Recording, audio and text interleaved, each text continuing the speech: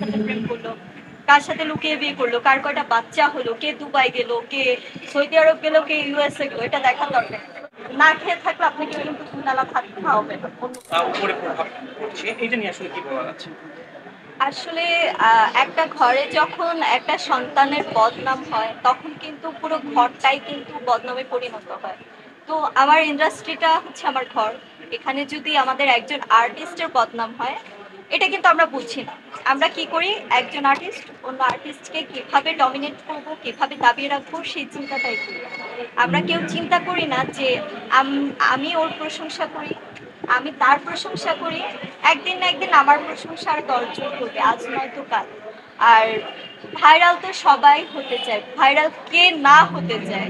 এক একজনের এক এক ধরনের অ্যাক্টিভিটিস, কেউ উল্টাপাল্টা কর্মকাণ্ড করে ভাইরাল হয়, আবার আপনাদের আসলে আপনাদের দোষ দিব না, কারণ এটা হচ্ছে আপনাদের পেশা। একটা জায়গায় ঝামেলা হবে, আপনারা হুট করে চলে যাবেন, আপনাদের অনেক ভিউ হবে, আপনাদের ইনকাম হবে, এটা আপনাদের দোষ দিব না, এটা আসলে এটা এই ট্রেন্ডটা চলে এসেছে। এবং তবে আমি একটা যেটা কথা বলি, আমি যে জিনিসটা খুব খেয়াল করেছি আজকে, আমরা যখন একটা কাজ করি বা একটা কাজ যখন রিলিজ হয় তখন অনেক করে আপনাদের ফোন দিতে হয়, খুব করে ইনভাইট করতে হয়। অনেকে ভালোবেসে সাপোর্ট করে, অনেকে টাকা না দিলে সাপোর্ট করতে আসে না। কিন্তু ঠিকই যখন ফেসবুকে একটা ঝামেলা পোস্ট দিয়ে দেয়, যাদেরকে কাজের সময় পায় না তারা এসে খোঁচানো শুরু করে দেয়, আপু কি ঝামেলা হয়েছে, কি হয়েছে। এখন আমাদের আসলে মন মানসিকতা পরিবর্তন করতে হবে। আমাদের কাজ, আমরা যে কাজটা করি, আমরা আসলে আমাদের শিল্পটাকে তুলে ধরতে চাই। তো আমাদের শিল্পটাকে তুলে ধরা হোক। কোনো একটা ঝামেলা হবে সংসারী পারিবারিক, কোন আর্টিস্টে কার সাথে প্রেম করলো, কার সাথে লুকিয়ে বিয়ে করলো, কার কয়টা বাচ্চা হলো, কে দুবাই গেল, কে সৌদি আরব গেল, কে ইউএসএ গেল, এটা দেখার দরকার নেই। প্রত্যেকটা মানুষের পার্সোনাল ব্যাপার থাকে। আজকে আপনি আহ, না খেয়ে থাকলে আপনাকে কিন্তু দুবেলা ভাত খাওয়াবে না অন্য কেউ এসে। তো আপনার রিজিক আপনারই অর্জন করতে হবে। তো মানুষের পিছনে না লেগে মানুষের ভালোটার পিছনে লাগা আসলে উচিত। আমরা আমরা কেউ একদম শুদ্ধ না, আমরা কেউ ভালো না, আবার কেউ খারাপ না। সবার মাঝেই ভালো খারাপ থাকে। সেই জিনিসটা চিন্তা করি, আমি ওর বদনাম করলাম, ইসলামের শরীয়তে আছে আপনি আমার বদনাম করলে আমার সব পাপ আপনার ঘাড়ে চলে যাবে, এই কথাটা চিন্তা করে আমাদের চলতে হবে। সো আমি চাই না আমি অন্যের বদনাম করি বা অন্য কেউ আমাকে বদনাম করুক। আপনি বোধহয় আপনার এই বিষয়টা আপনি একটু বলবেন। এই ব্যাপারগুলো আমরাও ফেস করেছি। ধরেন আজ আজ আজ আপনি যদি আমার সাথে সেলফি তুলেন, আপনি কি ইন্ডাস্ট্রিতে চিনে না, বাট এই ছবি, এই যে নায়িকা রাজরিপার সাথে আমার বিয়ে, অন্য মেয়েকে লোক লালসা দেখাচ্ছে এবং সেখানে মিথ্যা কথা বলা হচ্ছে, হয়তো রাজরিপা আমার গার্লফ্রেন্ড ছিল বা রাজরিপার সাথে আমার অন্য একটা সম্পর্ক ছিল। আসলে এটা হচ্ছে তাদের চিন্তাধারা। তারা না না না, জান বলেন। তাদের এই বাজে চিন্তা ভাবনার জন্য আসলে আমাদের ইন্ডাস্ট্রিতে অনেক হয়তো ভালো শিল্পী এসেও কিন্তু হারিয়ে যাচ্ছে এবং নিজেকে অনেক কিছু মনে করছে যে এটা স্বাভাবিক, পাবলিক ফিগারের পাশে দাঁড়িয়ে একটু ছবি তুলতে কে না চায়। এখন কেউ সেটা ভালোভাবে প্রেজেন্ট করে, আবার কেউ খারাপভাবে প্রেজেন্ট করে। এখন আপনি একটা কথা বলছেন মিষ্টি জান্নাত আপু একজনের গাড়িতে উঠেছে, সে আবার ক্যাপশন দিচ্ছে। মানে সেই ক্যাপশন, গাড়িতে যে লোকটি উঠেছে সেই বলছে যে দেখেছো আমি উঠেছি, ক্যাপশনটা দিও, হ্যাঁ ওইভাবেই দিও যেন সে ভাইরাল হয়।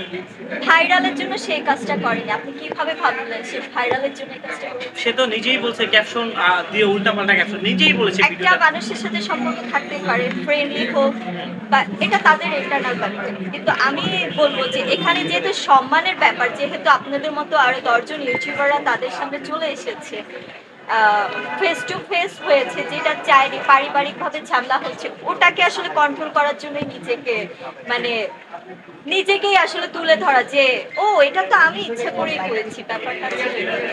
এটা হয় স্বাভাবিক। চিন্তা করে যে আসলে ঈদ ছাড়া মানুষ হলে যাচ্ছে না, যার কথা চিন্তা করে মানুষ সিনেমাগুলো আসলে ঈদ উপলক্ষেই রিলিজ দেয় এবং অন্যান্য দিনগুলোতে রিলিজ দিলে দর্শক হলে আসছে না। এই চিন্তাধারাটা আসলে আমাদের ইন্ডাস্ট্রি।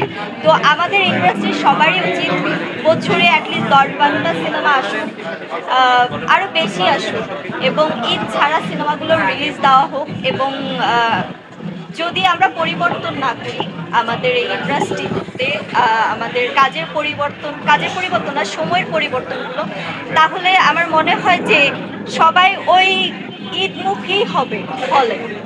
তো এই ব্যাপারটা আসলে আমাদেরকেই চেঞ্জ করতে হবে। আচ্ছা, আরেকটা প্রশ্ন ছিল, তাণ্ডব দেখা হয়েছে কিনা সাকিব খানের? হ্যাঁ, তাণ্ডব সিনেমা দেখেছি। কেমন লেগেছে গান? হলে দেখিনি, বাট টিভিতে বসে বসে দেখেছি। কিভাবে সম্ভব? এই জিনিসটাই বললাম, আসলে একটা সিনেমা আসার আগেই টিভিতে চলে আসে, এটা তো মানে এটা আমাদের জন্য খুবই খারাপ। এত টাকা খরচ করে, ইনভেস্ট করে, এত কষ্ট করে সিনেমা রিলিজ করা হয়, সেটা আমরা অ্যাপে পেয়ে যাচ্ছি, লিঙ্ক পেয়ে যাচ্ছি, যেখানে আমরা বসে বসে ঘরে বসে সিনেমা দেখছি। তো আসলে আমি হলে যে সিনেমা দেখতে পছন্দ করি, শাকিব খান ভাইয়ের সিনেমা।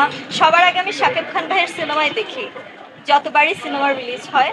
বাট এবার আমি টিকিট পাচ্ছিলাম না, ঈদের পরপরই অনেকবার ট্রাই করেছি, তারপরে হাতে পেয়ে গেলাম তাণ্ডব সিনেমা লিঙ্ক, তারপর ঘরে বসে দেখে ফেললাম। গান কেমন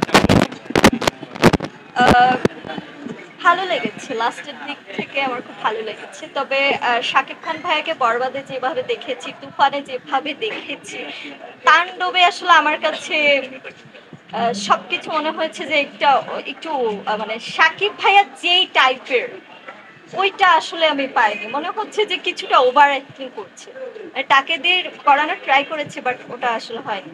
জয় আসাফ ও আসান আপু খুব ভালো করেছেন, এবং অন্যান্য যারাই ছিলেন, সাবিলা নূর আপু যারাই ছিলেন খুবই ভালো করেছে। সাবিলা নূর আপুকে বড় পর্দায় খুবই ভালো লেগেছে, একদম তামিল হিরোইনদের মতো লাগছে।